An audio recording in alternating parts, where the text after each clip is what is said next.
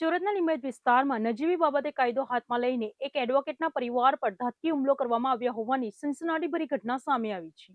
Smart city સુરતના લિંબાયત વિસ્તારમાં કાયદાના રક્ષક ગણાતા વકીલ અને તેમના પરિવાર પર હિંસક હુમલો થતા ચકચાર મચી ગઈ છે. લિંબાયતના શાસ્ત્રી ચોક ગલી નંબર 2 માં રહેતા અને સુરતના ડિસ્ટ્રિક્ટ કોર્ટમાં વકીલાત કરતા મોહમ્મદ અલ્તાફ યાકુબભાઈ ભરૂચીના પરિવારને પડોશમાં રહેતા શખ્સોએ નિશાન બનાવ્યા હતા. મકાનની દિવાલ તોડવા બાબતે અને ત્યારબાદ વાહન પાર્કિંગ કરવા જેવી સામાન્ય અને નજીવી બાબતમાં બંને પક્ષો વચ્ચે વિવાદ થયો હતો. જે વિવાદે જૂથજૂથામાં મોટું અને લોહિયાળ સ્વરૂપ ધારણ કરી લીધું હતું. ભોગ બનનાર એડવોકેટના જણાવ્યા અનુસાર તેમના ઘરની સામેની દિવાલ તોડવાની કામગીરી ચાલી રહી હતી. તે દરમિયાન ગાડી પાર્ક કરવા બાબતે સામાન્ય બોલાચાલી થઈ હતી. આ વિવાદમાં ઉશ્કેરાઈને સામા પક્ષના ઇમરાન અફઝલ ઇલિયાસ પટેલ અને તેમની સાથે આવેલા અન્ય અસામાજિક તત્વોએ ભેગા મળીને વકીલના પરિવાર પર લાકડી અને મારક હથિયારો વડે ઓચિંતો હુમલો કરી દીધો હતો. હુમલોખોરો એટલા બેફામ બન્યા હતા કે તેમણે ઘરની બહાર પાર્ક કરેલી વકીલની ગાડીમાં પણ ભારે તોડફોડ કરીને મોટું નુકસાન પહોંચાડ્યું હતું. આ ઘટનામાં વધુ એક ચોંકાવનારો ખુલાસો એ થયો છે કે હુમલો કરવા સાથે આરોપીઓએ વકીલ મોહમ્મદ અલ્તાફને કોર્ટમાં ચાલી રહેલા જૂના કેસમાંથી પાછા હટી જવા અને કેસ વિડ્રો કરી લેવા માટે જાનથી મારી નાખવાની ગંભીર ધમકીઓ આપી હતી. હુમલાના પગલે શાસ્ત્રી ચોક વિસ્તારમાં ભારે નાસભાગ અને અફરાતફરીનો માહોલ સર્જાયો હતો.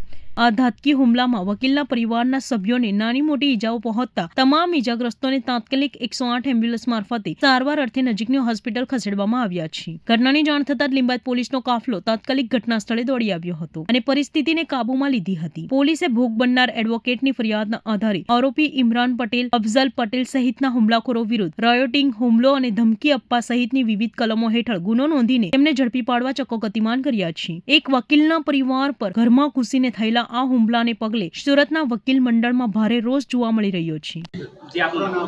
મોહમ્મદ અલ્તાફ યાકુબભાઈ ભરૂચી, હું વકીલાત કરું છું સુરત ડિસ્ટ્રિક્ટ કોર્ટમાં અને અમે સર્વે નંબર 43માં રહીએ છીએ અને અમારી બાજુનો સર્વે નંબર 41-2 છે. આ બંને સર્વે નંબર વચ્ચે એક રસ્તા વપરાશની જગ્યા છે. જે રસ્તા વપરાશની જગ્યા ઇમરાન ઇલિયાસ પટેલે બોગસ બનાવટી દસ્તાવેજ બનાવેલા તે બાબતે 2 વર્ષ પહેલાં લેન્ડ ગ્રેબિંગ માટેની ફરિયાદ કલેક્ટરમાં થયેલી. તેમાં જે પ્લોટ હોલ્ડરો હતા એ લોકોએ મને વકીલ તરીકે નિમણૂક કરેલો હતો. એ કેસ મેં લડ્યો. ત્યાર પછી જે છે તો સિવિલ દાવો દાખલ થયેલો છે. એ અત્યારે ઇનજ્યુડિશરી પેન્ડિંગ છે ને આજે સવારે જે છે તો એમાં પણ હું વકીલ તરીકે કામ કરેલો છું. અને આજે સવારે જે છે તો 4-5 દિવસ પહેલાં જે વાવાઝોડું ને વરસાદ આવેલા તો ત્યારે મારા ઘરની સામેના ઘરની દિવાલ તૂટીને નીચે પડી ગયેલી.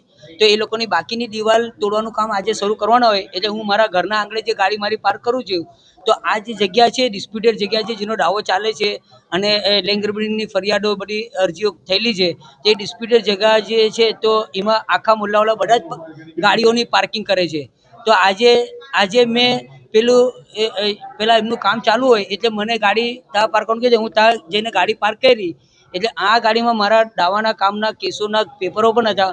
તો આ લોકોએ જે છે તો મારા ઉપર, મારા પરિવાર ઉપર અને મારા ભાઈ ઉપર, મારા ભત્રીજા ઉપર હુમલો કર્યો અને જણાવ્યું કે તું દાવામાંથી નીકળી જા અને કેસોમાંથી તું વકીલ તરીકે નીકળી જા તો તને ને તારા પરિવારને જાનથી મારી નાખીશું. અને એમાં કેસના પેપરો એટલે મારી ગાડીને પણ તોડફોડ કરી અને એ તોડફોડ કરેલી છે અને મારી ગાડીને નુકસાન કર્યું છે, કાચો ફોડી નાખેલા છે. સામેવાળામાં ઇમરાન ઇલિયાસ પટેલ છે, અફઝલ ઇલિયાસ પટેલ છે અને ઇમરાન ઇલિયાસ પટેલ છે.